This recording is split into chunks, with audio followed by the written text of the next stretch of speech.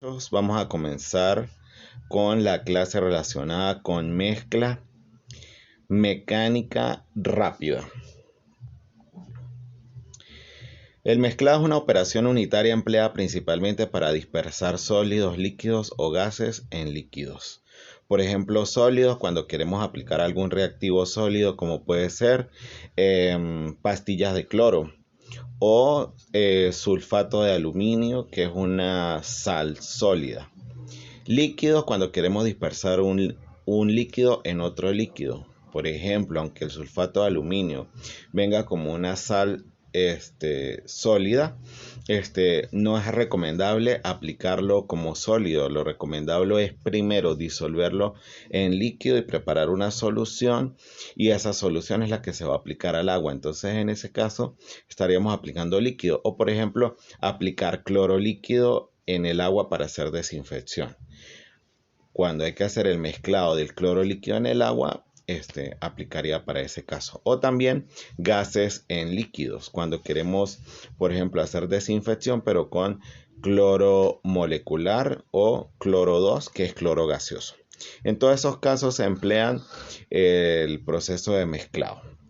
Por lo que este tratamiento o este proceso unitario es de gran importancia en muchas fases del tratamiento de las aguas residuales, ya sea para mezcla completa de aditivos químicos, para mezclas de suspensiones líquidas. Ya les comenté que para la desinfección, porque se utiliza mucho en el mezclado de los diferentes tipos de cloros que se utilizan para la floculación, cuando queremos hacer mezcla lenta para promover el incremento del tamaño de los coágulos y que se formen los flóculos, para homogenización de carga, que se consigue solo si hay mezcla, para transferencias de calor o para procesos de digestión aerobia. Hay diferentes tipos de agitación. Hay mezcla rápida continua de productos químicos. Cuando utilizamos esta estrategia de mezcla rápida, por lo general el tiempo de retención hidráulica no sobrepasa los 40 segundos. Esa mezcla se puede realizar en resalto hidráulicos si hablamos de mezcla hidráulica, en mezcladores estáticos y mecánicos, por bombeo o por dispositivos Venturi. También podemos aplicar la mezcla continua en tanques de retención y reactores para mantener la homogeneidad constante. Se realiza por mecanismos neumáticos, por mezcladores estáticos o por bombeo. Entonces, como vemos, en términos generales hay tres tipos de mezcla: mezcla neumática, mezcla mecánica y mezcla hidráulica. Idealmente ustedes deberían ver lo que tiene que ver con mezcla neumática, con mezcla hidráulica en potabilización. Y más adelante, cuando veamos, por ejemplo, el tema de aireación, vamos a ver mezcla neumática. Así que en este momento nos vamos a centrar en la mezcla mecánica. Como ven, aquí hay diferentes tipos de agitadores. El primero que vemos en la parte superior nos muestra una hélice inclinada. Se utiliza idealmente la hélice inclinada para controlar el vórtice, que es como cuando nosotros encendemos una licuadora y trata como de botarse el líquido dentro de la licuadora. Entonces, para controlar ese derrame se suele colocar una de las técnicas, el impulsor inclinado. Tenemos otro impulsor mecánico, donde el ingreso de agua se hace por abajo y cuando asciende choca con los álabes del impulsor y ocurre el proceso de mezclado.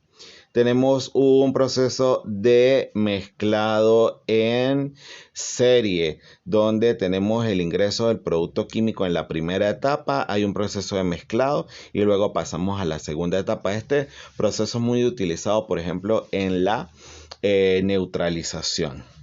Y bueno, tenemos un mezclador estático de inserción que tiene una serie de elementos caprichosos, así se le llama, en el interior, que hacen que el agua, cuando atraviesa ese tubo, haga movimientos erráticos hacia arriba, hacia abajo, etcétera, y se produzca el proceso de mezclado.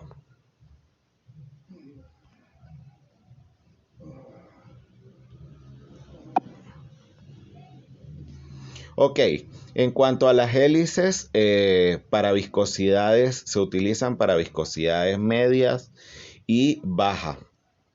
Se utilizan en procesos de homogenización, mantenimiento en suspensión, intercambio térmico y disoluciones. En este caso, la relación entre el diámetro de la hélice con relación al diámetro del depósito es pequeño, es decir, si el diámetro del tanque es grande, la hélice es pequeña allí como centrada en el tanque. La velocidad de rotación es media a alta y puede consumir entre 0,18 a 110 kilovatios de potencia al realizar el proceso de mezclado. Allí podemos ver diferentes tipos de hélices que se utilizan para el mezclado. Tenemos ahora estos elementos mucho más grandes y de geometrías variadas. Este tipo de hélices se utiliza para viscosidades altas o muy altas, en los cuales el impulsor debe girar lentamente, pero como ven, el impulsor va a ocupar buena parte del interior del tanque. Entonces, a pesar de que gire lento, que el impulsor ocupe buena parte del interior del tanque, garantiza que se distribuya la energía de mezclado. Por ejemplo, el caso anterior, que son hélices para viscosidades bajas y medias, son las utilizadas. Este tipo de hélices son como más o menos lo que conocemos como hélices marinas, son las que se utilizan para procesos, por ejemplo, de coagulación, que son procesos de mezcla rápida en tiempos de retención corto, mientras que este tipo de mezcladores mecánicos que son grandes y giran lento, son los que se utilizan para, por ejemplo, floculación, donde el tanque de floculación es grande y utiliza este tipo de mezclador. Ahora tenemos este otro tipo de mezcladores. Son hélices para proceso de alto cizallaje, es decir, alto esfuerzo cortante. Recordémoslo de la mecánica de fluidos. Es un proceso donde se puede utilizar para la disolución, dispersión o emulsión. Recordemos que una emulsión es tratar de unir dos sustancias que naturalmente no se unen, como por ejemplo el aceite y el agua. Entonces, por ejemplo, este tipo de turbinas cortantes del agua se utilizan cuando hay alta viscosidad y cuando queremos que se unan o se mezclen sustancias difíciles de mezclarse entre sí. Entonces, bueno, vamos a detallar un poco cada uno de los mezcladores. En este caso tenemos la hélice marina. Generalmente se utiliza una relación entre el diámetro del impulsor al diámetro del tanque de 1/5. 1/5 es 0,2. 0,2 es 20%. Es decir, que, por ejemplo, si el tanque tiene un diámetro de 1 metro, el 20% de eso son 1 metro son 100 centímetros, el 20% son 20 centímetros. Entonces, en un tanque de 1 metro de diámetro, la hélice marina, en ese caso, idealmente debería tener un diámetro de 20 centímetros. Tenemos estas hélices de palas, son más grandes, se utilizan preferentemente para mezclados más lentos, incluso podrían utilizarse para procesos de floculación. Nuevamente vemos hélices de palas, pero en este caso perfiladas. Tenemos un agitador tipo ancla. Vean que es el tipo de agitador que gira lento y que es voluminoso, que ocupa buena parte del interior del tanque. Entonces un agitador tipo ancla idealmente podría utilizarse para floculación.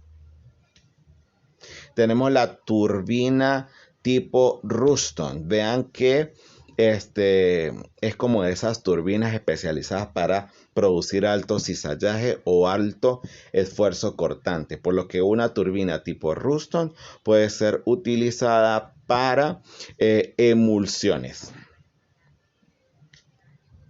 Tenemos la turbina radial cerrada, también es utilizada para altos procesos de cisallaje o para alto esfuerzo cortante, por lo que también se puede utilizar para emulsiones, para formar emulsiones o para disolver entre sí sustancias que naturalmente se repelen. Tenemos los agitadores de discos con dientes. También son de alto cisallaje o de alto esfuerzo cortante. También son para emulsiones. Vean que las emulsiones realmente no las utilizamos en tratamiento de agua. ¿Para qué voy a querer, por ejemplo, yo mezclar el aceite con el agua? Lo que yo quiero es separar las grasas y aceites del agua. Entonces, nosotros en tratamiento físico-químico del agua vamos a utilizar o las hélices marinas, por ejemplo, para coagulación, o los mezcladores tipo ancla para floculación. Más o menos eso es lo que más utilizamos en el tratamiento. Esta es un agitador combinación helicoidal tornillo, donde cuando ese tornillo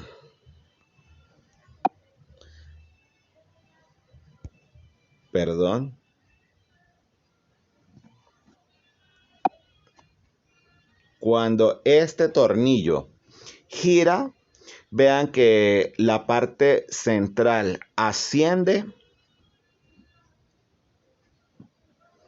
y la parte externa desciende.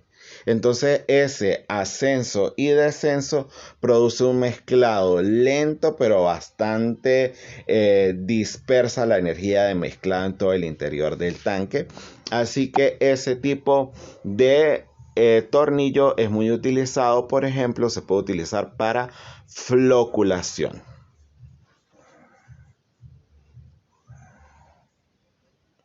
Bueno, entonces aquí ya vemos los tipos de agitadores y su escogencia.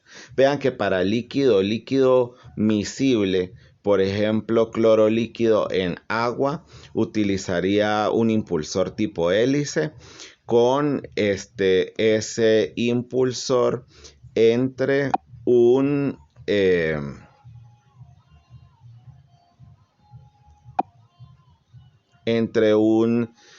10 y un 30%. O por ejemplo, para líquido sólido con poco contenido de sólido, como por ejemplo cuando queremos aplicar un coagulante, que es una sal que se disuelve en líquido, y entonces ese líquido con la sal sería un líquido con poco contenido de sólido. En ese caso se recomienda utilizar una hélice marina con un diámetro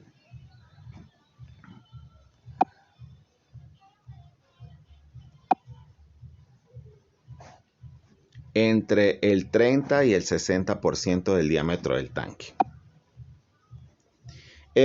O cuando tenemos líquido con sólido, pero con muy alto contenido de sólidos, preferimos utilizar la hélice o turbina con un diámetro de entre el 40 al 60% del diámetro del tanque. También podemos utilizar el proceso de mezclado de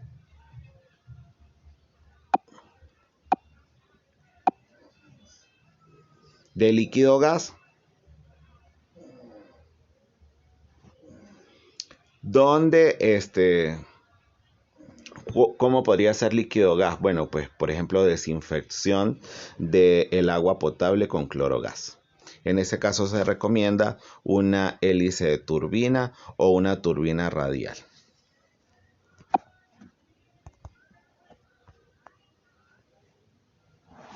Ok, entonces la mezcla puede ser lenta, rápida o muy rápida. Una mezcla lenta, la velocidad de giro varía entre 2 a 25 revoluciones por minuto. Una mezcla rápida intermedia varía entre 25 a 150 revoluciones por minuto.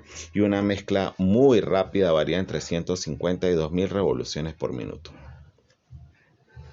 En cuanto al tiempo de retención hidráulica, suele ser inversamente proporcional al gradiente de velocidad, que es SG en segundos a la menos 1. que es como la aceleración que se produce durante el proceso de mezclado al girar la turbina. Entonces, mientras más pequeño es el tiempo, más grande debe ser el gradiente. Pero en mezcla rápida, por ejemplo, podemos utilizar más de 40 segundos de mezclado con cerca de 700 segundos a la menos 1 de gradiente de velocidad. Ahora, para el control de vórtice, que es lo que les comentaba que ocurre cuando se enciende una licuadora y el líquido intenta salirse del vaso.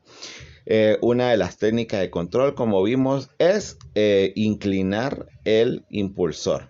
La otra es tapar el tanque para que no se derrame.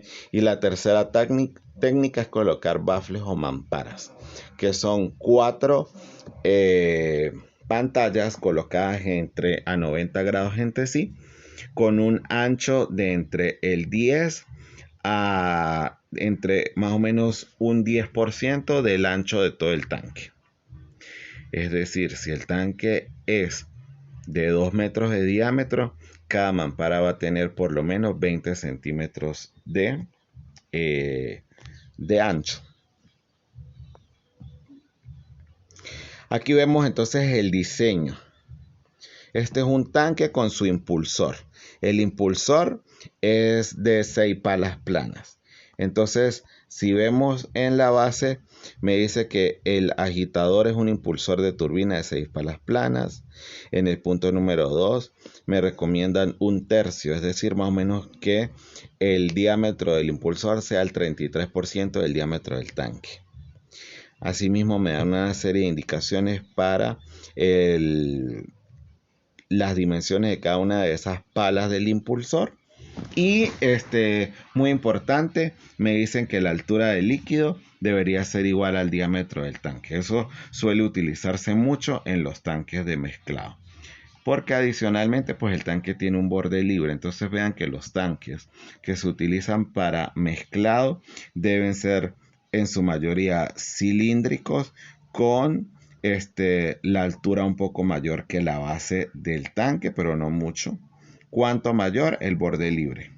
Es decir, el diámetro igual a la altura del líquido, y el exceso es el borde libre, que ya sabemos más o menos entre cuánto están los bordes libres. Ahora, en los tanques de mezclado, el borde libre debería ser un poco mayor, hasta 50 centímetros. De hecho, en un tanque de homogenización, que es en un tanque mezclado, el borde libre se utiliza en 90 centímetros. Porque cuando se forme el vórtice, si el borde libre es muy bajo, van a haber derrames.